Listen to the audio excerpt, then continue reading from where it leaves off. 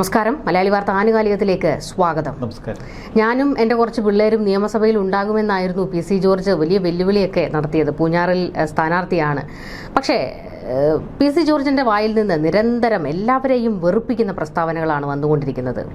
ബിഷപ്പുമാരെയും തെറി വിളിക്കുന്ന പി.സി. ജോർജിനെ നമ്മൾ കണ്ടു. അതായത് BJP ഈ പറയുന്ന ക്രിസ്ത്യാനികളെ അങ്ങ് ചുമക്കുകയാണ് എന്നുള്ള തരത്തിലാണ് പി.സി. ജോർജിൻ്റെ പരാമർശമൊക്കെ വന്നിരിക്കുന്നത്. പക്ഷേ അത് പൂഞ്ഞാറിൽ വലിയ തിരിച്ചടി ഉണ്ടാക്കും. അതിനേക്കാൾ വലിയ തിരിച്ചടി മകനാണ് ഉണ്ടാകാൻ പോകുന്നത്. കാരണം പാലായിൽ വലിയൊരു തിരിച്ചടി ഷോണിനുണ്ടാകും. അവിടെ ഒരു വലിയ സ്ഥാനാർത്ഥി എന്നൊന്നും പറയാൻ ഇല്ല. എങ്കിൽ തന്നെയും ഇപ്പോൾ തന്നെ ഈ പി.സി. ജോർജിൻ്റെ പരാമർശത്തെ എതിർത്തുകൊണ്ട്, അതിനെ തള്ളിപ്പറഞ്ഞുകൊണ്ട് ഷോൺ ജോർജും രംഗത്തേക്ക് വന്നിട്ടുണ്ട്. ഇപ്പോൾ ഈ പൂഞ്ഞാറും പാലായും അതുകൂടി നമുക്കൊന്ന് പരിശോധിക്കണം. അവിടുത്തെ പ്രചാരണ ചൂട് അത് എത്രത്തോളം ഉണ്ട് എന്നൊക്കെ ഉള്ളത് ഒന്ന് പരിശോധിക്കേണ്ടിയിരിക്കുന്നു. എന്തൊരു ഗതികേടാണ്. സ്വന്തം അപ്പനെ തള്ളി പറയേണ്ടി വരുന്നൊരു മകന് അടുത്തടുത്ത മണ്ഡലമാണ് പൂഞ്ഞാറും പാലേ, തൊട്ടപ്പുറത്ത് മത്സരിക്കുന്ന അപ്പനെ തള്ളി പറയുകയാണ് പാലായിൽ മത്സരിക്കുന്ന ഷോൺ ജോർജ്. ഇത് ആ കുടുംബത്തിൻ്റെ മാത്രം പ്രശ്നമല്ല, ഇതൊരു സമൂഹത്തിൻ്റെ കൂടി പ്രശ്നമാണ്. പി.സി. ജോർജിനെ നമുക്കറിയാം, പി.സി. ജോർജിൻ്റെ ചരിത്രവും നമുക്കറിയാം. പി.സി. ജോർജ് ഒരിക്കൽ മുൻ മുഖ്യമന്ത്രിയായിരുന്ന ഉമ്മൻചാണ്ടി സെക്രട്ടേറിയറ്റിൽ വെച്ച് പ്രകൃതി വിരുദ്ധ ലൈംഗികത നടത്തുന്നത് താൻ കണ്ടു എന്ന് വിളിച്ചു പറഞ്ഞ ആളാണ്. ഇതുപോലെ എത്ര കഥകൾ. അന്ന് പഴയ സോളാർ നായികയെ പി.സി. ജോർജിൻ്റെ വീട്ടിലേക്ക് വിളിപ്പിച്ച് വരുത്തുന്നത്, പിന്നീട് ഈ സോളാർ നായികയുമായി പി.സി. ജോർജ് സൊള്ളുന്നത്, അങ്ങനെ പി.സി. ജോർജ് എന്നും വിവാദങ്ങളുടെ ഒരു അമരത്ത് തന്നെ നിന്ന്. ഈ പൂഞ്ഞാർ മണ്ഡലത്തിൽ വലിയൊരു പ്രത്യേകതയുണ്ട്. ഈരാറ്റുപേട്ടയാണ് അതിൻ്റെ ഒരു നട്ടെല്ല്. ഈരാറ്റുപേട്ടയിൽ വലിയൊരു വിഭാഗം മുസ്ലിം സമുദായമുണ്ട്. മുസ്ലിം സമുദായം മാത്രമല്ല, അവിടെ ഒരു കാലത്ത് പോപ്പുലർ ഫ്രണ്ടും SDP ഒക്കെ ചുവടുറപ്പിച്ചൊരു മണ്ണാണ്. പി.സി. ജോർജ് ഒരു പതിറ്റാണ്ടിനപ്പുറം നമ്മൾ ചിന്തിച്ചാൽ അന്ന് പി.സി. ജോർജിൻ്റെ ഏറ്റവും വലിയ കരുത്ത് SDP ആയിരുന്നു. SDP തൻ്റെ പിണയാളുകളാണ് എന്നുള്ളൊരു ഭാവമായിരുന്നു ജോർജിന്. അവരെ വെച്ച് ബാക്കിയുള്ളവരെ വെല്ലുവിളിക്കും. എന്നാൽ പിന്നീട് ഈ ജോർജിനെ SDP കൊണ്ടു നടന്നത് കടിക്കുന്ന പട്ടിയെ കൊണ്ടു നടന്നതുപോലെ ഈ തിരിഞ്ഞ് കടിക്കാൻ തുടങ്ങി. കടിക്കുക എന്ന് പറഞ്ഞാൽ തലങ്കും വിലങ്ങും കടിക്കുക.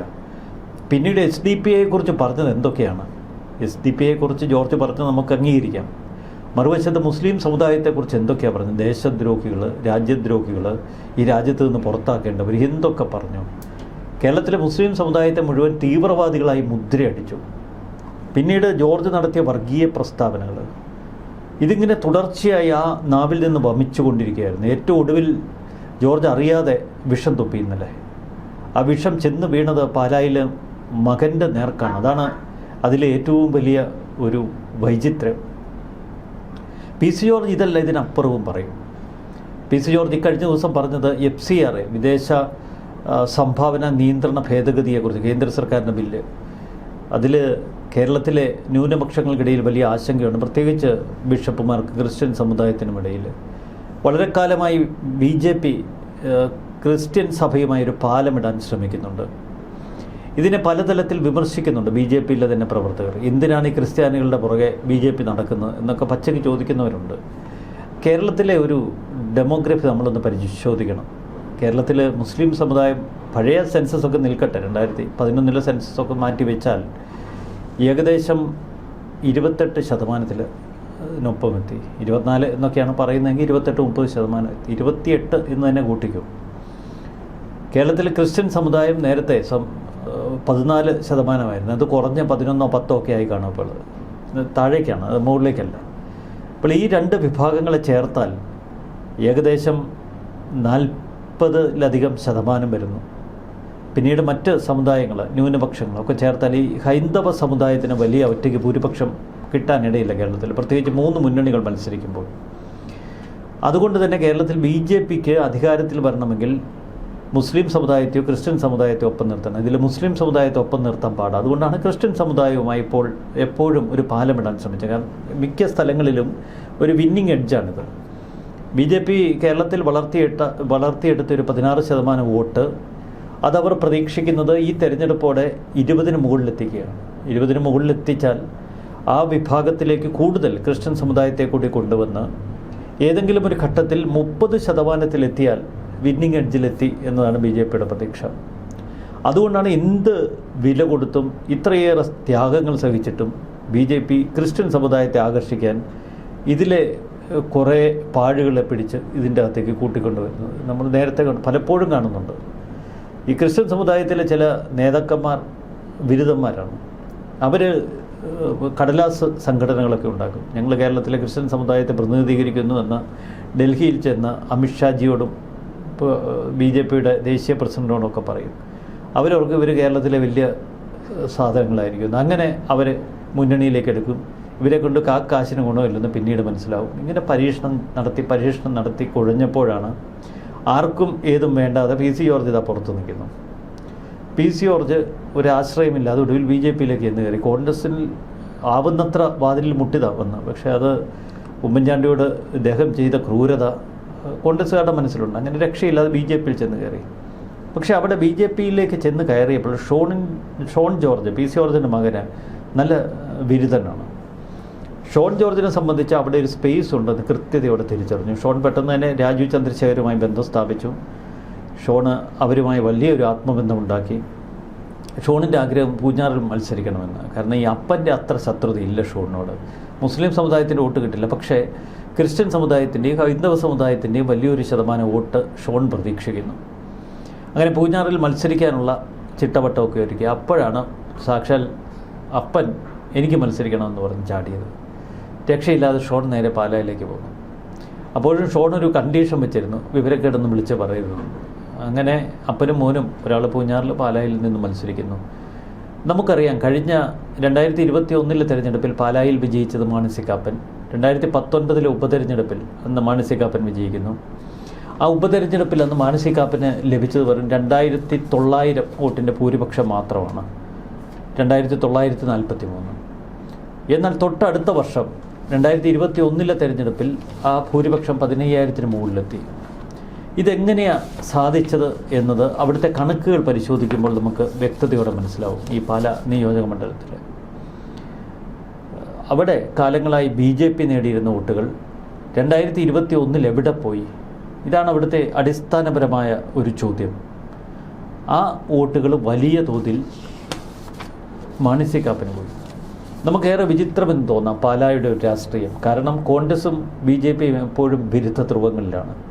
പക്ഷെ പാലായിൽ അവർ മിക്കവാറും ഒരുമിച്ചാണ്. കാരണം ഈ മാണി വിരുദ്ധത, ജോസ് കെ മാണിക്കെതിരെ നിൽക്കുന്ന ഒരു കാഴ്ച. അങ്ങനെയാണ് മിക്കവാറും BJP വോട്ടുകൾ ജോസ് കെ മാണിക്കെതിരെ 2021 തെരഞ്ഞെടുപ്പിൽ വീണത്. അന്ന് BJP സ്ഥാനാർത്ഥി ആകെ നേടിയത് 10,533 വോട്ടുകളാണ്. ഇതേ BJP സ്ഥാനാർത്ഥി 2019 ലോക്സഭ തെരഞ്ഞെടുപ്പിൽ അന്ന് നേടിയത് 26,164 വോട്ട്.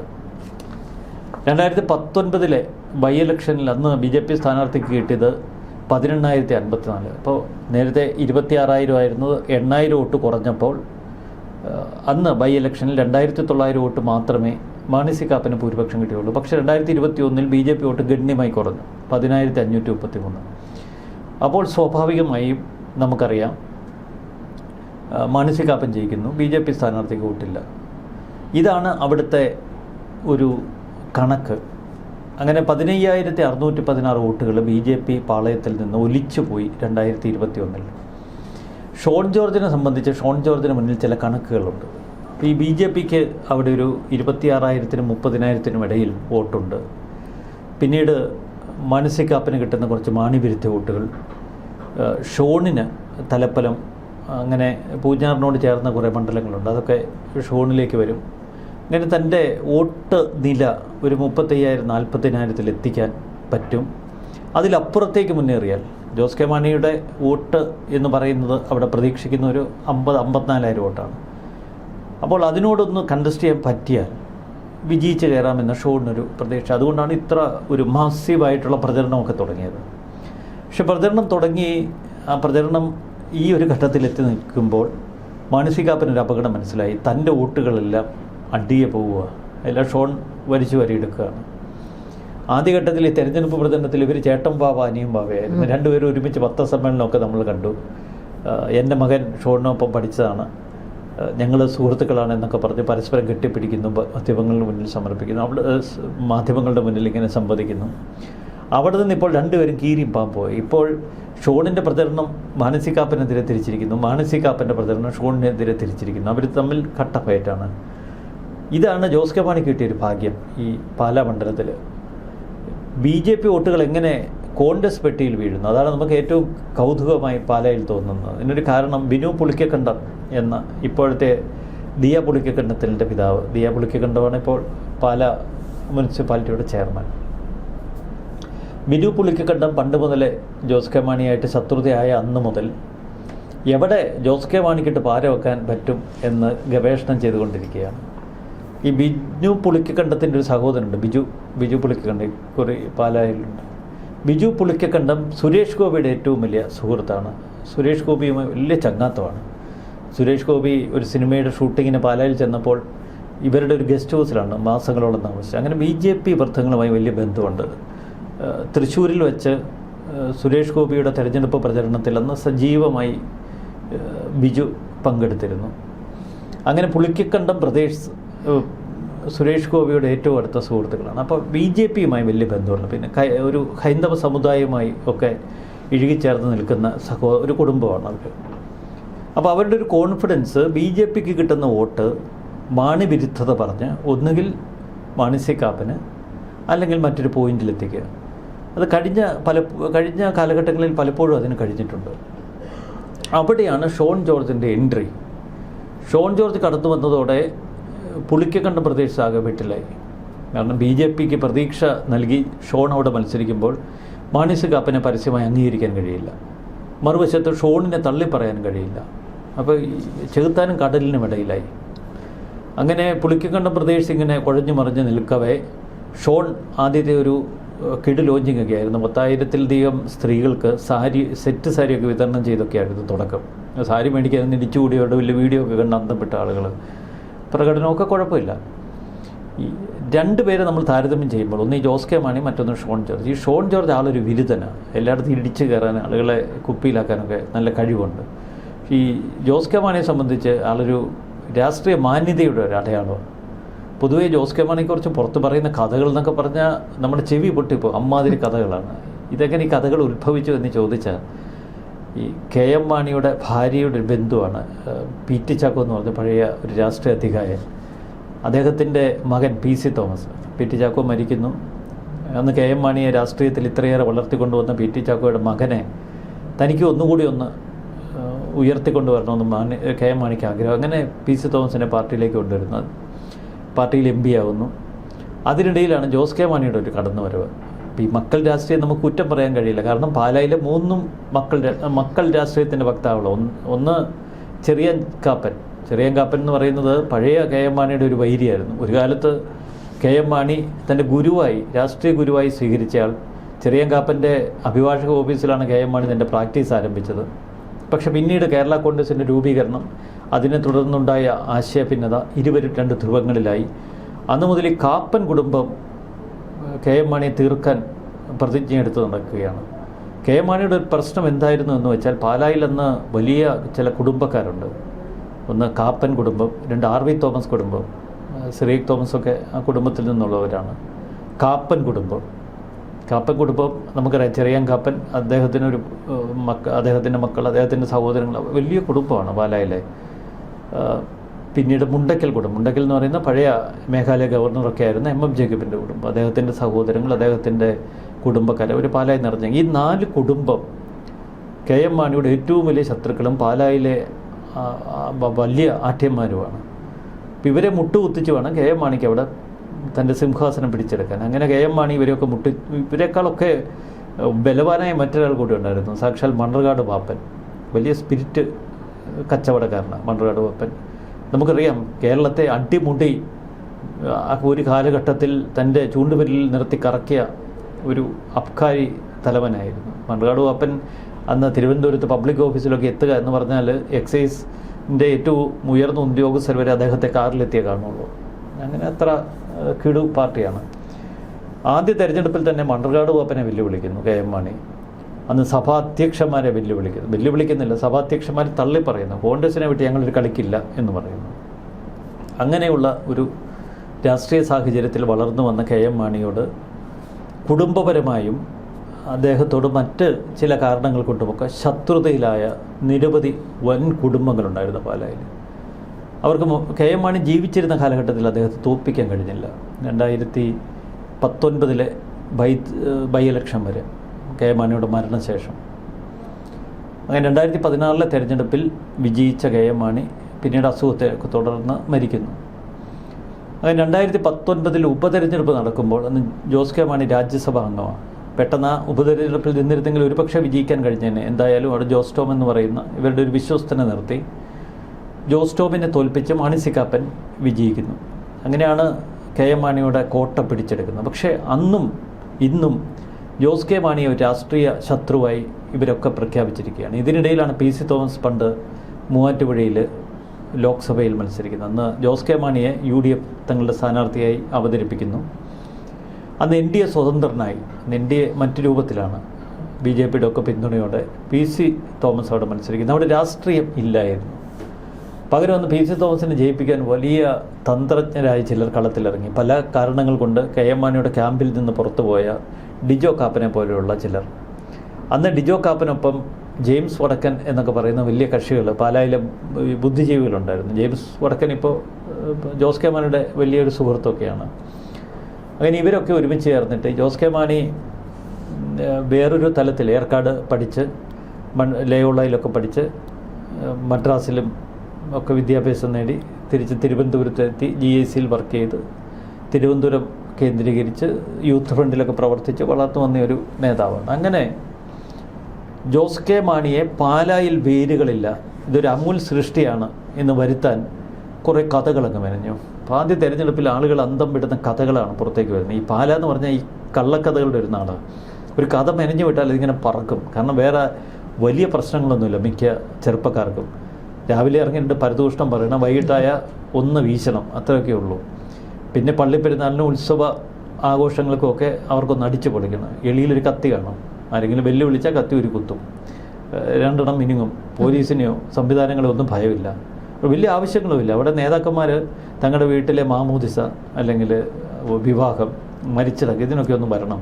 കണ്ട ഇടാവേ എന്ന് പറഞ്ഞ് തോളയിരുന്ന് കൈയിടണം, കെട്ടിപ്പിടിക്കണം, നാലാൾ കാണുക ഒന്ന് കൈ ഉയർത്തി പുറത്തുകൂടെയൊക്കെ നടക്കണം. ഈ തന്ത്രങ്ങളൊക്കെ കെ എം മാണിക്കറിയാം. പക്ഷെ മകനെ സംബന്ധിച്ച് ഈ മകന് കുറച്ചൊരു രാഷ്ട്രീയ മാന്യതയുടെ ആളാണ്. ഈ പുറമേ കാണുന്ന ചിത്രമൊക്കെ തെറ്റാണ്. ഈ ആളുകളൊക്കെ പറഞ്ഞു വരുത്തിയ കഥയിലേക്ക് ഞാൻ വരുന്നത്. അപ്പോൾ ഈ ഡിജോ കാപ്പനും ജെയിംസ് വടക്കനും ഒക്കെ ഇവരൊക്കെ ചേർന്നൊരു 3-4 പേരുണ്ട്. അതിൽ അന്നത്തെ മലയാള മനോരമയിലൊരു റിപ്പോർട്ടറുണ്ട്, മറ്റ് ചിലരൊക്കെ ഉണ്ട്. അവരെല്ലാം കൂടി ചേർന്ന് ചില കഥകൾ ഇറക്കി. അതിലൊരു കഥ നമ്മളിപ്പോഴും കേട്ടാൽ ചിരിച്ചു പോകും. കെ എം മാണിയും ജോസ് കെ മാണിയും കൂടെ പ്രചരണത്തിന് പോകുന്നു. വൈകിട്ടായപ്പോൾ ജോസ് കെ മാണിയെ ഈ പാലായിൽ കുരിശുപള്ളിയുണ്ട്. ഈ ജോസ് കെ മാണിക്ക് പാലാ മണ്ഡലം പരിചയമൊന്നുമില്ല എന്ന് വരുത്താൻ വേണ്ടിയുള്ള ഒരു കള്ളക്കഥയാണ്. ഈ കുരിശുപള്ളിയുടെ മുന്നിൽ ജോസ് കെ മാണി അങ്ങ് ഇറക്കി നിർത്തി. കെ എം മാണി തൻ്റെ സുഹൃത്തുക്കളെ കാണാൻ വേണ്ടിയിട്ട് വേറെ ഒന്ന് പ്രചരണത്തിൻ്റെ ഭാഗമായിട്ട് പോയി. അപ്പോൾ അദ്ദേഹം ഈ സുഹൃത്തുക്കളൊക്കെ ആയിട്ട് സംസാരിച്ചിരിക്കുന്നതിനിടയിൽ മകൻ ഈ കുരിശുപള്ളിയുടെ മുന്നിൽ നിൽക്കുന്നതിന് മറന്നുപോയി. അപ്പോൾ ഒരു 8-9 മണിയായി, ഇരുട്ടായി. ഇതെങ്ങോട്ട് പോകണമെന്ന് ജോസ് കെ മാണിക്ക് അറിയത്തില്ല.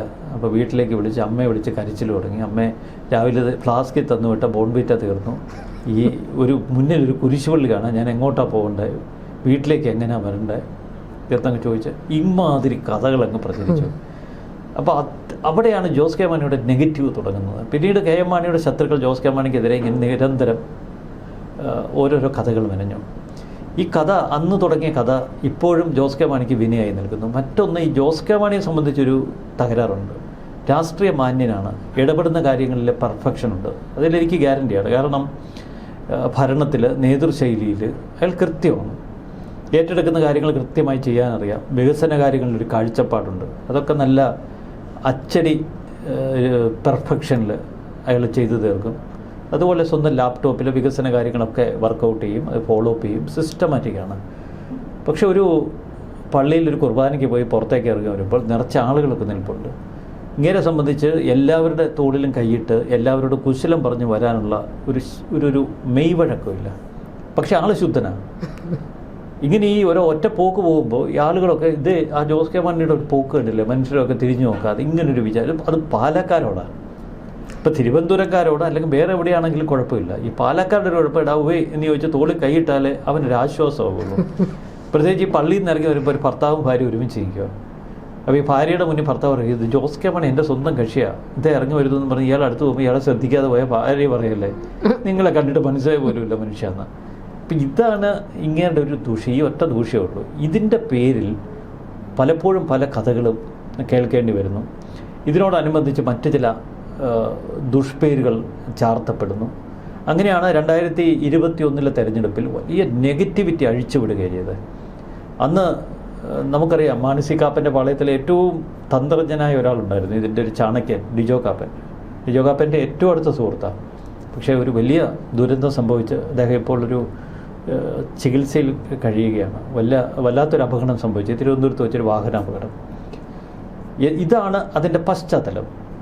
അങ്ങനെ 2021 തെരഞ്ഞെടുപ്പിൽ KM മാണി ഉണ്ടായിരുന്ന സമയത്ത് അങ്ങനെ BJP വോട്ടൊന്നും ചോർന്നു പോകാനൊന്ന് KM മാണി അനുവദിക്കത്തില്ല. പക്ഷേ ജോസ് കെ മാണിക്ക് BJP വോട്ട് ട്രേഡ് ചെയ്യാനുള്ള കഴിവൊന്നുമില്ലായിരുന്നു. അങ്ങനെ BJP വോട്ടുകൾ കൃത്യതയോടെ ഈ മാണി സി കാപ്പൻ്റെ പെട്ടിയിലെത്തി.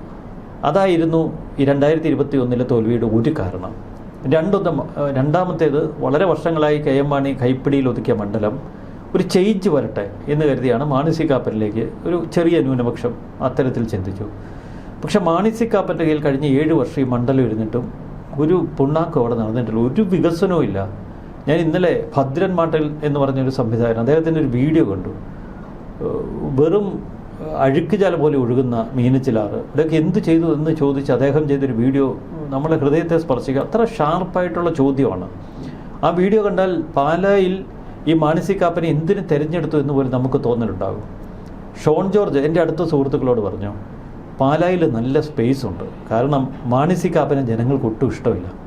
BJPയുടെ വോട്ടും മാണി സി കാപ്പൻ്റെ വോട്ടും കൂടി ഇങ്ങനെ കിട്ടിയാൽ ജയിക്കും. അപ്പോൾ ആ ആത്മവിശ്വാസത്തിലാണ് ഷോൺ പാലായിലേക്ക് കുതിച്ചെത്തിയത്. മാണി സി കാപ്പൻ അവിടെ ഒന്നുമല്ല എന്ന് ഷോണിന് മനസ്സിലായി. പക്ഷെ അവിടെ വന്ന് ഷോൺ ഇത്രയേറെ വർക്ക് ചെയ്ത് തുടങ്ങിയിടത്താണ് അപ്പൻ്റെ പ്രയോഗങ്ങൾ. അപ്പൻ എന്തൊക്കെയാണ് പറഞ്ഞത്? വിഷം വമിപ്പിക്കുകയത് ഈ ക്രിസ്ത്യൻ ബിഷപ്പുമാരെക്കുറിച്ച്. FCRA കാര്യത്തിൽ ബിഷപ്പുമാരെ വിമർശിക്കുക, പരിഹസിക്കുക, അത്ര രൂക്ഷമായി നിന്ദിക്കുക. ഒരിക്കലും ഈ തെരഞ്ഞെടുപ്പ് വേളയിൽ PC ജോർജിനെ പോലൊരാൾ അങ്ങനെ ഒരു ആലോചനയില്ലാതെ ഇത്തരം പ്രസ്താവനകൾ പുറപ്പെടുവിക്കരുതായിരുന്നു. തലയ്ക്ക് സ്ഥിരതയില്ലാത്തവരാണ് FCRAക്കെതിരെ സംസാരിക്കുന്നത്. ബിഷപ്പുമാരൊക്കെ തനി ഊളകളാണ്. ഈ ക്രിസ്ത്യാനികൾ എന്ത് കണ്ടായി ചാടുന്നത്? ഇന്ത്യയിലാകെ 2.5% ഉള്ളൂ. ഈ ക്രിസ്ത്യാനികളെ ചുമന്നുകൊണ്ട് നടക്കുന്നത് BJPയുടെ ഒരു മഹാമനസ്സാണ്. അതിനെ നിങ്ങളിങ്ങനെ ആക്ഷേപിക്കാതെ എന്നൊക്കെ പറഞ്ഞ് പച്ചയ്ക്ക് ചീത്ത പറയുകയാണ്. ജോർജിൻ്റെ ഒരു പ്രയോഗം ഉണ്ടല്ലോ, ഇത് കണ്ട് നമ്മുടെ ഷോൺ അന്തം വിട്ടുപോയി. കാരണം ഇതിൻ്റെ ഇഫക്റ്റ് വരുന്ന പാലായിലെ ക്രിസ്ത്യാനികളുടെ വോട്ട് കണ്ടാണല്ലോ ഷോൺ ചെന്ന് പാലായിൽ നിന്നത്. അന്നേരമാണ് അപ്പൻ അവിടെ നിന്ന് താങ്ങുന്നത്. ഷോൺ പെട്ടെന്ന് പറഞ്ഞു, അപ്പൻ്റെ നിലപാടുകളുമായി എനിക്ക് ഒരു യോജിപ്പുമില്ല, അത് അദ്ദേഹത്തിൻ്റെ വ്യക്തിപരമായ അഭിപ്രായമാണ്, ഞാൻ അതിനോടൊന്നും യോജിക്കുന്നില്ല. ഈ PC ജോർജ് അവിടെ വിഷം ഛർദ്ദിച്ചത് കേരളത്തിൽ BJPക്ക് വലിയ ഷോക്കായി. കാരണം തൃശ്ശൂരിൽ പത്മജ വേണുഗോപാൽ ഇപ്പോൾ പൊട്ടിത്തെറിച്ച് നിൽക്കുകയാണ് ഈ PC ജോർജിൻ്റെ ഈ പ്രസ്താവനയ്ക്കെതിരെ. കാരണം പത്മജയ്ക്ക് കുറേ അധികം ക്രിസ്ത്യൻ വോട്ടുകൾ അവിടെ കിട്ടുമായിരുന്നു, അത് മൊത്തം അണ്ടപ്പടലം പൊളിഞ്ഞു. ശോഭാ സുരേന്ദ്രൻ പിന്നെ PC ജോർജിനെ ഒരിക്കലും അംഗീകരിക്കില്ല, കട്ട ചീത്ത പറയും.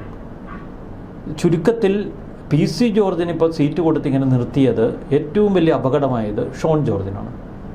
ഈ ഷോൺ ജോർജിന് അവിടെ BJP വോട്ടുകൾ ഉണ്ട് എന്നതിൻ്റെ ചില കണക്കുകൾ ഞാൻ ഒന്ന് പറയാം. അതായത് 2019 ലോക്സഭാ ഇലക്ഷനിൽ ഇതിൽ കുറച്ച് നമുക്കറിയാം, പാലായിലെ പഞ്ചായത്തുകളെന്ന് പറയുന്ന രാമപുരം, കടനാട്, മേലുകാവ്, മൂന്നിലവ്, തെടനാട്, തലപ്പലം, ഭരണങ്ങാനം, കരൂർ, മുത്തോലി, മീനച്ചിൽ, കുഴുവനാല, എലിക്കുളം, പിന്നെ മുനിസിപ്പാലിറ്റി, ഇത്രയാണ്. ഇതിൽ രാമപുരം പഞ്ചായത്തിൻ്റെ ഇത് എൻ്റെ ആ പേപ്പർ ഇരിപ്പുണ്ട്, ആ കണക്കൊന്ന് നോക്കാം. 2019 ലോക്സഭാ ഇലക്ഷനിൽ അന്ന് BJP സ്ഥാനാർത്ഥിക്ക് കിട്ടിയത് 3775 വോട്ട്. 2019 ഉപതെരഞ്ഞെടുപ്പ് ബൈ ഇലക്ഷനിൽ BJP കിട്ടിയ 2823. അപ്പോൾ നമുക്കറിയാം 900 വോട്ടിൻ്റെ കുറവ്. ഇത് 2021 അസംബ്ലി ഇലക്ഷനിൽ ജോസ് കെ മാണി മത്സരിക്കുമ്പോൾ BJP സ്ഥാനാർത്ഥിക്ക് കിട്ടിയത് 1597 വോട്ടേ ഉള്ളൂ. അതായത് രാമപുരം പഞ്ചായത്തിൽ മാത്രം 2278 വോട്ട് കുറവ്. ഈ രാമപുരത്തിനൊരു പ്രത്യേകതയുണ്ട്.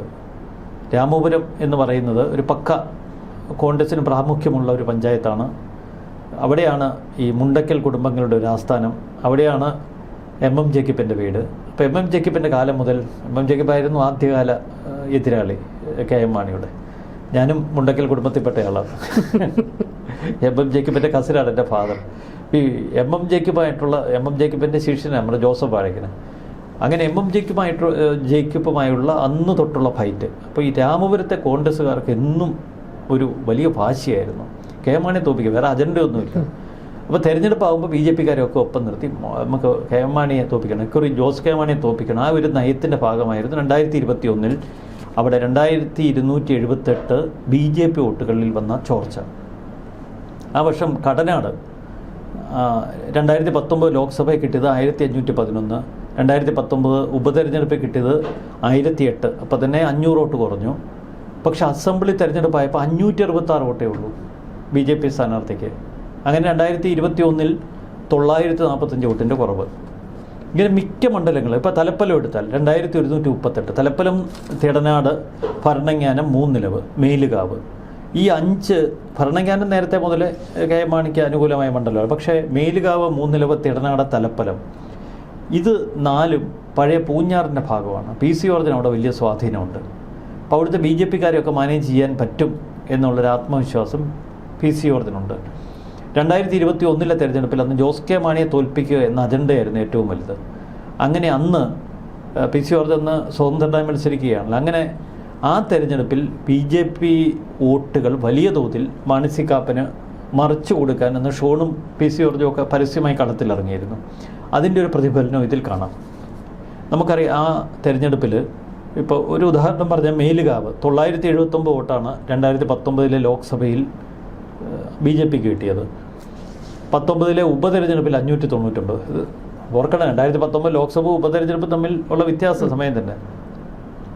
കുറവ് വന്ന് 586. ഇനി തലപ്പലം എടുത്തു. 2019 ലോക്സഭാ തെരഞ്ഞെടുപ്പിൽ അവിടെ ബി ജെ പി സ്ഥാനാർത്ഥി കിട്ടിയത് 2138. എന്നാൽ 2021 അസംബ്ലി ഇലക്ഷനിൽ കിട്ടിയത് 1136, വ്യത്യാസം 1002. ഞാൻ ഓരോ പഞ്ചായത്തിൽ ഈ ശതമാനം, ഈ കണക്ക് പ്രകാരം ബി ജെ പി സ്ഥാനാർത്ഥിയുടെ വ്യത്യാസം പറയാം.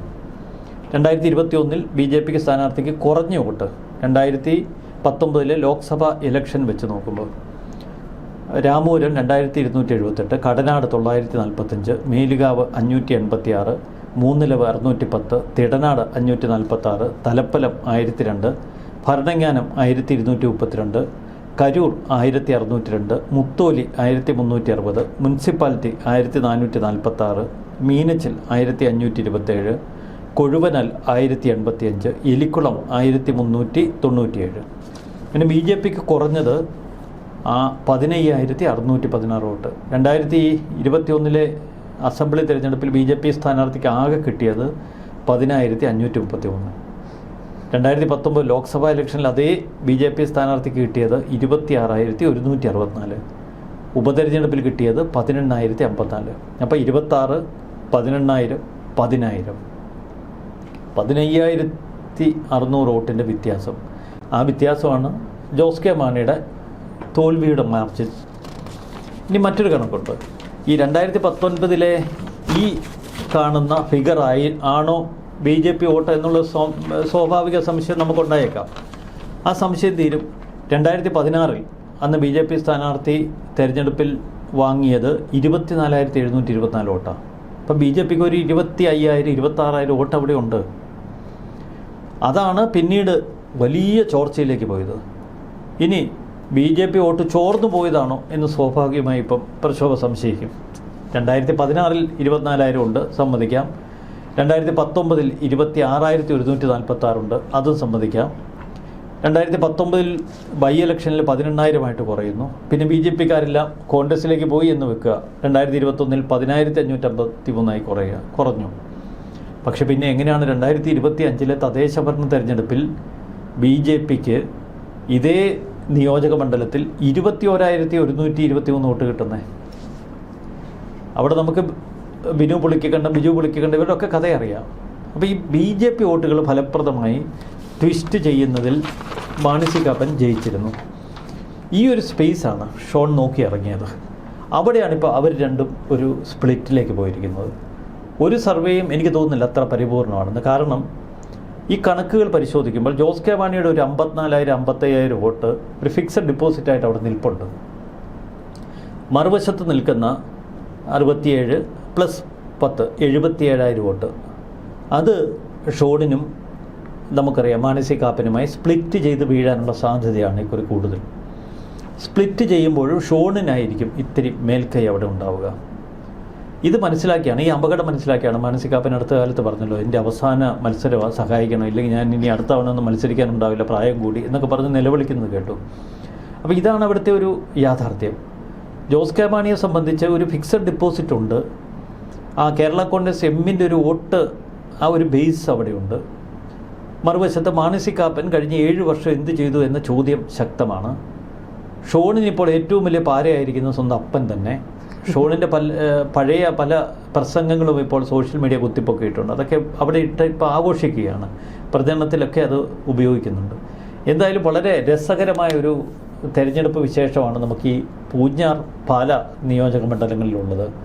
ആളുകളപ്പോൾ ഈ ജോസ് കെ മാണിയെ ചീത്ത പറയുന്ന ഒരു വലിയൊരു കൂട്ടരുണ്ട് സോഷ്യൽ മീഡിയയിൽ. അവർ ഈ ഇൻ്റർവ്യൂ കാണുമ്പോൾ ഒരു പക്ഷേ വെളുപ്പിക്കൽ എന്നൊക്കെ പറഞ്ഞിരിക്കാം. പക്ഷേ ഇതിൻ്റെ ഞാൻ പറഞ്ഞത് ഈ കണക്കുകൾ ആർക്കും ഡിനേ ചെയ്യാൻ കഴിയില്ല. കെ എം മാണിയുടെ വളർച്ച തന്നെ നമ്മൾ നോക്കുമ്പോൾ ആദ്യം ഒരു MMJക്കുമായിട്ട് മത്സരിക്കുമ്പോൾ അന്ന് 1970 അന്നായിരുന്നു കെ എം മാണി ഏറ്റവും ശക്തമായ മത്സരം നേരിട്ടത്. അന്ന് 364 വോട്ട്. ഇപ്പോഴും ആ ഒരു കുറവ് പിന്നീട് പാലാ മണ്ഡലത്തിൽ ഉണ്ടായില്ല. അവിടെ നിന്ന് പിന്നീട് കെ എം മാണി 14,897, 4,566, 12,610, 10,545, 17,283, 23,790, 22,301 ഇങ്ങനെ വളർത്തിക്കൊണ്ടുവന്നു. പിന്നീട് 2011 തെരഞ്ഞെടുപ്പിലാണ് കെ എം മാണിയുടെ ഒരു വോട്ട് നില താഴേക്ക് പോയത്. അന്ന് മാനസി കാപ്പന് എതിരാളി. അത് ഈ മണ്ഡല പുനഃക്രമീകരണത്തിന് ശേഷം പഴയ പാലാ മണ്ഡലത്തിലെ ഏറ്റവും വലിയ ശക്തി കേന്ദ്രങ്ങൾ കടുത്തുരുത്തിയിലേക്ക് പോയി. അതുകൊണ്ടാണ് കഴിഞ്ഞ തവണ കടുത്തുരുത്തിയിൽ മത്സരിക്കാൻ പലരും ജോസ് കെ മാണി ഉപദേശിച്ചത്. പാല തന്നെ ആണ് തൻ്റെ ശക്തി കേന്ദ്രം, അവിടെ മത്സരിക്കുമെന്നും പറഞ്ഞ് ജോസ് കെ മാണി വാശിയെടുത്ത് പാലായിൽ മത്സരിച്ചു. അതായിരുന്നു അതിൻ്റെ ഒരു ചരിത്ര പശ്ചാത്തലം. പക്ഷേ ഇവിടെ ഈ കോൺഗ്രസ് എല്ലായ്പ്പോഴും UDFും ഒക്കെ ഏറ്റവും കൂടുതൽ ഈ ജോസ് കെ മാണി മത്സര രംഗത്ത് ഇറങ്ങുമ്പോൾ അവർ ഏറ്റവും പ്രധാനമായി പറയുന്ന ഒരു കാര്യം അപ്പനെ വഞ്ചിച്ച മകൻ എന്നുള്ള ഒരു ഇങ്ങനെ കുറച്ചധികം കാലങ്ങളായി ജോസ് കെ മാണി കേട്ടുകൊണ്ടിരിക്കുന്നതാണ്. തൊട്ടിപ്പുറത്ത് ഈ പറയുന്ന ഈ പിണറായി വിജയൻ ഉൾപ്പെടെയുള്ള CPMകാർ ജോസ് കെ മാണി ഇടതിലേക്ക് വന്നതിന് ശേഷമാണ് മാണി സാർ എന്നുപോലും ഒന്ന് പറയാൻ തുടങ്ങിയത്. അതിനു മുൻപ് വരെ മാണിയോട് എന്താണ് കാണിച്ചത് എന്നുള്ളത് ഒരു ചോദ്യമാണ്. അങ്ങനെയൊക്കെ വെച്ച് നോക്കുമ്പം അതും അവിടുത്തെ ജനങ്ങൾ വിലയിരുത്തില്ലേ? അല്ല, അതിൽ 2 വശമുണ്ട്. ഒന്ന്, ഒരു രാഷ്ട്രീയ നിലനിൽപ്പ് ഏതൊരു നേതാവിനും വലിയ വെല്ലുവിളിയാണ്. Jose K Mani K M മാണിക്ക് ശേഷം ജോസ് കെ മാണിയുടെ ഒരു ഭാവി വലിയ ചോദ്യചിഹ്നമായി അദ്ദേഹത്തിന് മുന്നിലുണ്ടായിരുന്നു. ആ ഘട്ടത്തിൽ ജോസ് കെ മാണിയെ സംബന്ധിച്ച് പൊരുതുക അല്ലെങ്കിൽ മരിക്കുക, 2 ഓപ്ഷനേ ഉള്ളൂ. ആളുകളൊക്കെ പറയും PJ ജോസഫിൻ്റെ കീഴിൽ ജോസ് കെ മാണിക്ക് അടങ്ങി ഒതുങ്ങി ഒരു ചിഹ്ന നേതാവായി ഇരുന്നുകൂടെ എന്ന്. പക്ഷേ അതൊക്കെ ധൃതരാഷ്ട്ര ആലിംഗനമാണ്. ജോസ് കെ മാണി വളർത്തുകയായിരുന്നില്ല പലരുടെയും ലക്ഷ്യം, ആലിംഗനത്തിൽ ഞെരിച്ചുടച്ച് തീർക്കുകയായിരുന്നു. അന്ന് കോൺഗ്രസിനും കേരള കോൺഗ്രസിനെ ക്ഷയിപ്പിക്കുക എന്നൊരു ലക്ഷ്യമുണ്ട്. ഇപ്പോൾ ആളുകൾ പറയും PJ ജോസഫും KM മാണിയുടെ പിന്മുറക്കാരനായ ജോസ് കെ മാണിയും ഒക്കെ ഒരുമിച്ച് നിന്ന് അക്കാലഘട്ടത്തിൽ UDFന് കരുത്ത് നൽകണമായിരുന്നുവെന്ന്. വളരെ ഒരു തിക്കും തിരക്കും ആ സംവിധാനത്തിലുണ്ടായി. ഒരു ചെറിയ നിസ്സാര പ്രശ്നത്തെ ചൊല്ലിയാണ് കോട്ടയം ജില്ലാ പഞ്ചായത്ത് അധ്യക്ഷ സ്ഥാനം. അത് ഒരു കൂട്ടർ പറയുന്നു സെബാസ്റ്റ്യൻ കുളത്തുങ്കലിന് ഏറ്റവും ഒടുവിൽ കൊടുക്കുമെന്നായിരുന്നു വ്യവസ്ഥ. മറുവശത്ത് ജോസഫ് പറയുന്നു ജോസഫ് ഗ്രൂപ്പിന് നൽകുമെന്നായിരുന്നു വ്യവസ്ഥയെന്ന്. ആകെ കുറച്ചൊരു വർഷത്തെ കഥയേ ഉള്ളൂ. സെബാസ്റ്റ്യൻ കുളത്തുങ്കൽ ജോസഫ് ഗ്രൂപ്പിൽ നിന്ന് മാറി മാണി ഗ്രൂപ്പിലേക്ക് വന്നു. സെബാസ്റ്റ്യന് കൊടുക്കരുതെന്ന് ജോസഫ് പറഞ്ഞു, പക്ഷേ സെബാസ്റ്റ്യൻ ഇവർ കൊടുത്തു. അത് വലിയ വാശിയായി. അതൊരു കാരണം. മറുവശത്ത് അതിനേക്കാൾ വലിയ ഒരു അഗ്നിപർവ്വതം പുകഞ്ഞു. പാർട്ടി ചെയർമാൻ ആരാവണം, വർക്കിംഗ് ചെയർമാൻ ആരാകണം എന്നതിനെയൊക്കെ ചൊല്ലി. കാരണം അവിടെ CF തോമസ് എന്ന് പറഞ്ഞൊരു വലിയ നേതാവുണ്ടായിരുന്നു, PJ ജോസഫ് ഉണ്ട്. അവർ ഒരുമിച്ചു. ഇത് ജോസ് കെ മാണിക്കും റോഷിക്കുമൊക്കെ അന്ന് മനസ്സിലായി. അവരൊരുമിച്ച് ചേർന്ന് തങ്ങളെ ഞെരിഞ്ഞുടയ്ക്കാനുള്ളൊരു പദ്ധതിയാണ് വിഭാവനം ചെയ്തതെന്ന്. അവിടെ അന്ന് അവർക്ക് വിധേയരായി ഇവർ നിന്നിരുന്നു എങ്കിൽ ഇവരെയൊക്കെ ഈ സംവിധാനത്തിൽ നിന്ന് സമ്മർദ്ദങ്ങളിലൂടെ വളരെ ദുർബലരാക്കി കളഞ്ഞേനെ. PJ ജോസഫ് വളരെ കാലം KM മാണിയായിട്ട് രാഷ്ട്രീയമായി ഭിന്ന ധ്രുവങ്ങളിലായിരുന്നു. പിന്നീട് അവർ ഒരുമിച്ച്, നമുക്കറിയാം 2011 തെരഞ്ഞെടുപ്പിലാണ് PJ ജോസഫിനെ കൈപിടിച്ച് KM മാണി UDFിലേക്ക് കൊണ്ടുവരുന്നത്. എപ്പോഴും ഈ കേരള കോൺഗ്രസിൻ്റെ ഒരു സ്പേസ് UDFാണ്. അത് ഇവർ മനസ്സിലാക്കേണ്ടത്. 2011 UDFിലേക്ക് PJ ജോസഫിനെ അന്ന് KM മാണി കൈപിടിച്ച് കൊണ്ടുവരുമ്പോൾ അതിനെ അന്ന് ശക്തിയുക്തം എതിർത്തത് കോൺഗ്രസ്സാണ്. അന്ന് ഉമ്മൻചാണ്ടി പോലും പറഞ്ഞു PJ ജോസഫിനെ കൊണ്ടുവന്നതിൻ്റെ ഗുണവും ദോഷവും ഒക്കെ KM മാണി സ്വയം ഏറ്റെടുക്കണമെന്ന്. പിന്നീട് KM മാണിയുടെ സീറ്റ് കോംപ്രമൈസ് ചെയ്താണ് അന്ന് ജോസഫ് ഗ്രൂപ്പിന് കൂടി സീറ്റ് കൊടുത്തത്. അങ്ങനെ ആ തെരഞ്ഞെടുപ്പിൽ മത്സരിച്ച് 2 സീറ്റിൻ്റെ ഭൂരിപക്ഷത്തിൽ ഉമ്മൻചാണ്ടി മുഖ്യമന്ത്രിയായി എങ്കിൽ അതിന് പിന്നിൽ KM മാണിയുടെ ഒരു പരിശ്രമം ഉണ്ടായിരുന്നു. അത് നമുക്ക് അംഗീകരിക്കാതിരിക്കാൻ വയ്യ. ആ പരിശ്രമം KM മാണി നടത്തുന്നത് PJ ജോസഫിനെ മാത്രം കൂട്ടിക്കൊണ്ടുവന്നല്ല, അതിന് തൊട്ട് മുമ്പ് PC ജോർജിനെ കൂട്ടിക്കൊണ്ടുവന്നു. PC ജോർജ് എന്ന് പറഞ്ഞാൽ KM മാണിയെ കണ്ട ഒരു കാലത്ത് കാലിളകുന്ന ഒരു കഥാപാത്രമാണ്. സ്വന്തം മണ്ഡലത്തിനപ്പുറം ഏറ്റവും വലിയ ശത്രുവായി എപ്പോഴും തനിക്ക് നേരെ കുരച്ചു ചാടുന്ന, നിയമസഭയിൽ KM മാണിയെ കാണുമ്പം മിസ്റ്റർ മാണി എന്ന് വിളിച്ച് ആക്രോശിച്ച് വരുന്ന ഒരാളാണ് PC ജോർജ്. അത്തരം ഒരു രാഷ്ട്രീയ ശത്രുവിനെ പാളയത്തിൽ കൊണ്ടുവന്നു.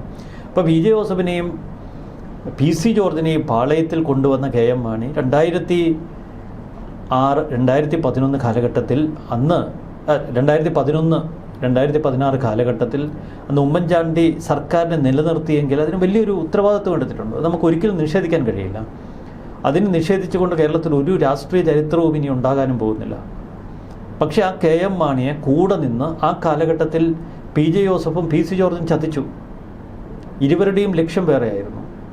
KM മാണിയിൽ ഈ മുഖ്യമന്ത്രി പദം എന്ന അതിമോഹം പോലും ചിലർ കുത്തിവെച്ചു. അങ്ങനെ മുഖ്യമന്ത്രി പദ മോഹം KM മാണിക്കുണ്ടായി.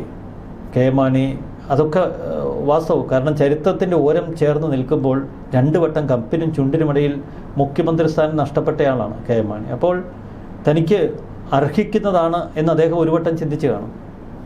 പിന്നീട് നിരന്തര വിവാദങ്ങളൊക്കെ ഉയർന്നപ്പോൾ പക്ഷെ ഒരിക്കൽ പോലും PJ ജോസഫിനെ പരസ്യമായി തള്ളിപ്പറയുകയോ PC ജോർജിനെ തള്ളിപ്പറയുകയോ ചെയ്തില്ല. എന്നാൽ കൂടെ നിന്ന ഒരു നെക്സസ് അവരെല്ലാം കൂടി ഒരുമിച്ച് പലപ്പോഴും പല തന്ത്രങ്ങളും ഒരുക്കി. അങ്ങനെ അതിൻ്റെ ഒരു തിക്താനുഭവം നിൽക്കുകയാണ്. KM മാണിയോട് കൂടെയുള്ളവരും കോൺഗ്രസ് നേതാക്കളുമൊക്കെ ചെയ്ത ഒരുപാട് ഇത്തരം ക്രൂരതകൾ. നമുക്ക് പൂർണ്ണമായും ഒരു മുഖ്യമന്ത്രി പദം മോഹം അന്ന് KM മാണിക്കില്ലായിരുന്നു എന്നൊന്നും പറയുക വയ്യ. പക്ഷേ രാഷ്ട്രീയമായി സ്വന്തം പാളയത്തിൽ നിൽക്കുന്നവർ തന്നെ ചതിച്ചു എന്നൊരു വിചാരം അദ്ദേഹത്തിലുണ്ടായി.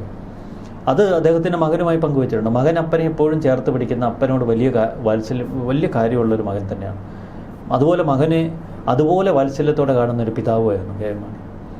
അതിനുശേഷമാണ് ഏറ്റവും ദുർഘടമായ, നമുക്കറിയാം 2016 നടന്ന നിയമസഭാ തെരഞ്ഞെടുപ്പിൽ അതിൽ 5000-ഓളം വോട്ടുകളുടെ ഭൂരിപക്ഷത്തിൽ KM മാണി വീണ്ടും വിജയിച്ചു വരുന്നു. പിന്നീട് അദ്ദേഹം നിരന്തരമായ അസുഖങ്ങൾക്ക് വിധേയനായി ചികിത്സ, ഒടുവിൽ 2019 മരിക്കുന്നു. ആ മരണത്തോടെ ജോസ് കെ മാണിക്ക് വലിയ രാഷ്ട്രീയ വെല്ലുവിളി ഉയർന്നു. ആളുകളൊക്കെ പറയുന്ന പോലെ പമ്മി നിന്ന് പിന്നീട് പിടിച്ചാൽ പോരെ എന്നൊക്കെ ചോദിക്കാം. പക്ഷേ ഇത് രാഷ്ട്രീയമാണ്. പമ്മി നിന്നാൽ തള്ളി താഴെയിടും, പിന്നെ തിരിച്ചു കയറാൻ പറ്റത്തില്ല. KM മാണിയുടെ ഒരു വലിയ ലെഗസിയുണ്ട്. ആ ലെഗസി പിന്തുടരുന്ന വലിയൊരു ഗ്രൂപ്പുണ്ട് അതിനകത്ത്. അത് കൃത്യതയോടെ പിണറായി വിജയൻ ഒന്ന് മനസ്സിലാക്കി. അങ്ങനെയാണ് 2019-20 കാലഘട്ടത്തിൽ കേരള കോൺഗ്രസിനുള്ളിൽ വളർന്ന ഈ വിഭാഗീയത ഇടതുപക്ഷം മുതലാക്കുന്നത്. അവരാ വിഭാഗീയത മുതലാക്കി ഇതിൽ വിള്ളലുകൾ തീർത്ത് ജോസ് കെ മാണിയെ തങ്ങളുടെ ക്യാമ്പിലേക്ക് ആകർഷിച്ചു. പക്ഷെ അവിടെ ഒരു പൊട്ടിത്തെറിക്ക് കാരണമായത് ബെന്നി ബെഹനാൻ്റെ ഒരു പ്രഖ്യാപനം. ഒരു UDF യോഗത്തിൽ വെച്ച് കേരള കോൺഗ്രസിനെ പുറത്താക്കുന്നു എന്ന് ബെന്നി ബെഹനാൻ പ്രഖ്യാപിച്ചു. കാരണം കേരള കോൺഗ്രസിനെ അവർ ഒരിക്കലും ഉൾക്കൊള്ളില്ല. അവരുടെ കണക്കുകൂട്ടൽ മുഴുവൻ PJ ജോസഫാണ് വലുതെന്നാണ്. അതാണ് 2021 UDFിൻ്റെ ഏറ്റവും വലിയ രാഷ്ട്രീയ മണ്ടത്തരം. കാരണം അക്കാലത്ത് KM മാണിയുടെ ലെഗസി നിൽപ്പുണ്ട്, കത്തോലിക്ക വിഭാഗത്തിൻ്റെ ഒരു പിന്തുണ നിൽപ്പുണ്ട്.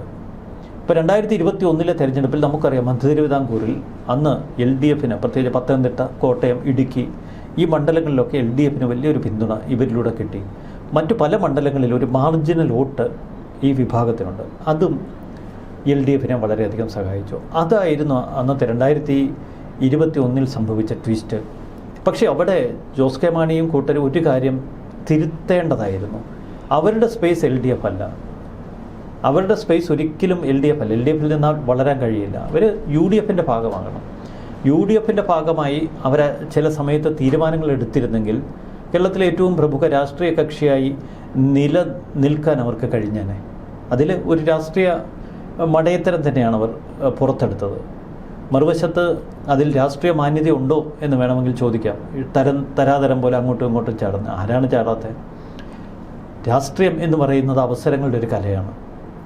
അത് മനോഹരമായി ഉപയോഗിക്കുന്നവരാണ് മിക്കവരും. ചിലർ ഒരേ രാഷ്ട്രീയ പാർട്ടിയിലിരുന്ന് വ്യത്യസ്ത ഗ്രൂപ്പുകളുണ്ടാക്കും. നമുക്കിപ്പോൾ അറിയാം കോൺഗ്രസ് പഴയ കരുണാകരൻ ഉമ്മൻചാണ്ടി ഗ്രൂപ്പ് അല്ലല്ലോ. ആ ഗ്രൂപ്പുകൾ ഒരു ഗ്രൂപ്പിലുള്ള ഒരു അപ്പുറത്തെ ഗ്രൂപ്പിലുള്ള ഒരു ഇപ്പുറത്തും ഒരു പൊതു ഗ്രൂപ്പുകളുണ്ടാവും. അതൊരു കോൺഗ്രസ് എന്നത് ഒരു ഫോറമാണ്. ആ ഫോറത്തിൽ പല ഗ്രൂപ്പുകൾ പലപ്പോഴായി ഉദയം ചെയ്യും. സമാനമായ തലത്തിൽ കേരള കോൺഗ്രസ് എപ്പോഴും UDFൽ കോൺഗ്രസിൻ്റെ ഒരു ഞെരുക്കൽ നേരിടും. അപ്പോൾ അവർക്ക് പിടിച്ചു നിൽക്കണമെങ്കിൽ അതിൽ രാഷ്ട്രീയ സമ്മർദ്ദം വേണം. ആ സമ്മർദ്ദത്തെ അതിജീവിക്കണം. പക്ഷെ അവിടെ ആ സ്പേസ് അവർ നിലനിർത്തണം. കേരള കോൺഗ്രസ് വളർന്നു വരുമെന്ന് ഭയപ്പെട്ട കരുണാകരനാണ് ഇതിനെ ഇങ്ങനെ കഷ്ണം കഷ്ണമാക്കി കാലങ്ങൾ കൊണ്ട് പിളർത്തിയെടുത്തത്. നമുക്കറിയാം, ബാലകൃഷ്ണപിള്ളയെ പിളർത്തി, TM ജേക്കബിനെ പിളർത്തി, പിന്നീടും പല ചെറു കഷ്ണങ്ങളാക്കി മാറ്റി. ആ കാലഘട്ടത്തിൽ ഈ പിളർന്നവരെയൊക്കെ ഒപ്പം നിർത്താനുള്ള ഒരു രാഷ്ട്രീയ തന്ത്രജ്ഞത, കുടില തന്ത്രജ്ഞതയാണ് അന്ന് കരുണാകരൻ പുറത്തെടുത്തത്. ഇപ്പം TM ജേക്കബ് പിളർന്ന് മാറിയാൽ അവരോട് മന്ത്രിസഭയിൽ നിന്നോട്ടെ എന്ന് കരുണാകരൻ പറയുമ്പോൾ KM മാണി വെട്ടിലാവും. അപ്പോൾ അത് കോൺഗ്രസിൻ്റെ ഒരു രാഷ്ട്രീയ കൗശലമായിരുന്നു. ആ കൗശലം കൊണ്ടാണ് പലപ്പോഴും ഇതിനെ വെട്ടിമുറിച്ച് ചില പീസുകളാക്കി വെച്ചത്. ഇതൊക്കെ ഒരു വശത്ത് നിൽക്കുമ്പോൾ നമ്മൾ സ്വാഭാവികമായും തോന്നും ഇതൊക്കെ ഒരു കുടുംബ സ്വത്തല്ലേ, ഇതിൽ ചില സ്വാർത്ഥതയുടെ എലമെൻസ് ഇല്ലേ എന്ന് ചോദിക്കും. അതില്ലാത്ത ഏത് രാഷ്ട്രീയ പാർട്ടിയാണ്? വീരേന്ദ്രകുമാറിൻ്റെ മകൻ ഇന്ന് ആ പാർട്ടിയുടെ അമരത്തല്ല നിൽക്കുന്നത്. കരുണാകരൻ്റെ മകനും മകളും രണ്ട് രാഷ്ട്രീയ ധ്രുവങ്ങളിൽ നിൽപ്പില്ലേ. AK ആൻ്റണിയുടെ മകൻ BJPയിലേക്ക് ചേക്കേറിയില്ലേ. MV ഗോവിന്ദൻ്റെ ഭാര്യ PK ശ്യാമള അവിടെ മത്സരിക്കുന്നില്ലേ. അപ്പോൾ ഇതൊക്കെ PC ജോർജിൻ്റെ മകൻ, PC ജോർജാണല്ലോ ഒരു കാലത്ത് മക്കൾ രാഷ്ട്രീയത്തെക്കുറിച്ച് ഏറ്റവും നിശ്ചിത വിമർശനങ്ങൾ ഉയർത്തിയത്. അദ്ദേഹത്തിൻ്റെ മകനെ രാഷ്ട്രീയത്തിലേക്കല്ലേ കൊണ്ടുവന്നത്. അങ്ങനെ ഏത് ചരിത്രമെടുക്കുമ്പോഴും മാണി സി കാപ്പൻ മക്കൾ രാഷ്ട്രീയത്തിനെതിരെ ഏറ്റവും കൂടുതൽ വിമർശനം ഉന്നയിച്ചതാണ്. ചെറിയാൻ കാപ്പൻ്റെ മകനായിട്ടല്ലേ രാഷ്ട്രീയ എൻട്രി. പിന്നെ ഇവരുടെയൊക്കെ രാഷ്ട്രീയ മാന്യതയ്ക്കപ്പുറം വ്യക്തി ജീവിതമൊക്കെ ജനങ്ങൾക്കറിയാം. ഇപ്പോൾ പത്തനാപുരത്തെ ഗണേശൻ്റെ ചെയ്തികളൊക്കെ ജനം മറക്കുന്നത് പോലെ പാലായിലെ മാണി സി കാപ്പൻ്റെ ചെയ്തികളും ജനം മറക്കും. മാണി സി കാപ്പൻ്റെ ഇന്നലകൾ നമ്മളെ ഒരുപാട് ചിരിപ്പിക്കുന്നതാണ്. അതുപോലെ ജീവിതത്തിലെ വിചിത്രങ്ങളായ ഒരുപാട് അനുഭവ സമ്പത്താണ് മാണി സി കാപ്പനുള്ളത്. സിനിമാ നിർമ്മാതാവ്, സിനിമാ സംവിധായകൻ, പിന്നെ നടൻ, ഇതൊക്കെ അദ്ദേഹത്തിൻ്റെ ഒരു ചെറു ശീലങ്ങൾ മാത്രമാണ്. അതിലപ്പുറത്ത് സ്പിരിറ്റ് കച്ചവടക്കാരൻ തുടങ്ങി നിരവധി വേഷങ്ങൾ കെട്ടിയിട്ടുണ്ട്. അപ്പോൾ ഇതൊക്കെ ഒരു വശത്ത് കഥകൾ നിൽക്കും. പലപ്പോഴും രാഷ്ട്രീയത്തിൻ്റെ യഥാർത്ഥ കഥകളായിരിക്കില്ല സമൂഹത്തിൽ പ്രചരിക്കുന്നത്. പലരും അവരവരുടെ അഭിരുചിക്കനുസരിച്ച് കഥകളെ വ്യാഖ്യാനിക്കും. ചില ഇഷ്ടാനിഷ്ടങ്ങൾ ഓരോരുത്തരുടെ തലച്ചോറിൽ കയറിയാൽ അതിങ്ങനെ രാഷ്ട്രീയ വിരുദ്ധതയായി അവരിൽ പലപ്പോഴും പ്രസരിക്കും. അത് ചിലപ്പോൾ തലമുറകളിലൂടെ ഇങ്ങനെ പകർന്നു പോകും. ഇതൊക്കെ അതിജീവിക്കാൻ ഈ മക്കൾ തലമുറയ്ക്ക് കഴിഞ്ഞാൽ ഇതിലാരാണ് മിടുക്കൻ, അവർ കടന്നു വരട്ടെ, അത്രയേ ഉള്ളൂ. എന്തായാലും പാലായുടെ ഒരു തെരഞ്ഞെടുപ്പ് ചൂട് അത് ഈ രീതിയിലാണ്. ഈ പറയുന്ന പോലെ തന്നെ വലിയ ആകാംക്ഷയോടെ ആത്മവിശ്വാസത്തോടെ ഗോദയിലേക്ക് ഇറങ്ങിയ ഷോണിന് അച്ഛൻ്റെ ചെയ്തികൾ കൊണ്ട് തുടക്കത്തിൽ പിഴച്ചിരിക്കുന്നു. പക്ഷേ പാലായിൽ ആര് വരും എന്നുള്ളത് അത് ഏറ്റവും നിർണായകമായ ഒരു കാര്യമാണ്. കാരണം ജോസ് കെ മാണി എത്രയോ കാലങ്ങളായി ഒരു അധികാരം ഇല്ലാതെ പുറത്തു നിൽക്കുകയാണ്. അപ്പോൾ അദ്ദേഹത്തിന് ഒരു എൻട്രി കിട്ടുമോ എന്നുള്ളത് സഭയിലൊക്കെ ഉണ്ട്. ഇപ്പോൾ ഈ കേരള നിയമസഭയിൽ ഇല്ലാത്തതിൻ്റെ നിയമസഭയിൽ വന്നില്ലെങ്കിൽ ഈ കേരള കോൺഗ്രസ് പോലൊരു പ്രസ്ഥാനത്തിന് നിലനിൽപ്പ് വലിയ പ്രശ്നമാണ്. ജോസ് കെ മാണിയെ നിയമസഭയിൽ എത്തിക്കുക അവരുടെ ഒരു വലിയ അഭിലാഷമാണ്. മറുവശത്ത് ഈ ക്രിസ്ത്യൻ സഭയെ സംബന്ധിച്ച് അവർക്ക് ഹോൾഡുള്ളൊരു പാർട്ടി വേണം. ഇപ്പോൾ കോൺഗ്രസിൽ കുറേ ക്രിസ്ത്യൻ ലീഡേഴ്സ് ഉണ്ടായിട്ട് കാര്യമില്ല. ഇത് അവരുടെ സഭയുടെ പോക്കറ്റിലുള്ളൊരു പാർട്ടിയാണ്. അപ്പോൾ സഭയ്ക്ക് തങ്ങളുടെ ആണ് എന്നൊരു അത് രണ്ടിടത്തും നിൽക്കുന്ന സന്തോഷമാണ്. UDFിൽ ഇരുന്നോട്ട് ഒരെണ്ണം LDFിൽ ഇരുന്നോട്ട്. കെ സുധാകരൻ പോലും പറയുന്നത് MP ആയിട്ടിരിക്കുന്നതിനേക്കാൾ എനിക്ക് ഇവിടെ വന്ന് നിയമസഭയിൽ ഇരിക്കുന്നതാണ് എന്ന് പറയുന്ന ആ ഒരു വ്യത്യാസം. അപ്പോൾ അങ്ങനെ പുറത്തു നിൽക്കുകയാണ് ജോസ് കെ മാണി. അപ്പോൾ ഇത്തവണ എന്ത് സംഭവിക്കുമെന്നുള്ളത് നമുക്ക് കാത്തിരുന്ന് കാണാം. കൂടുതൽ ചർച്ചകളുമായി കാണാം. നമസ്കാരം.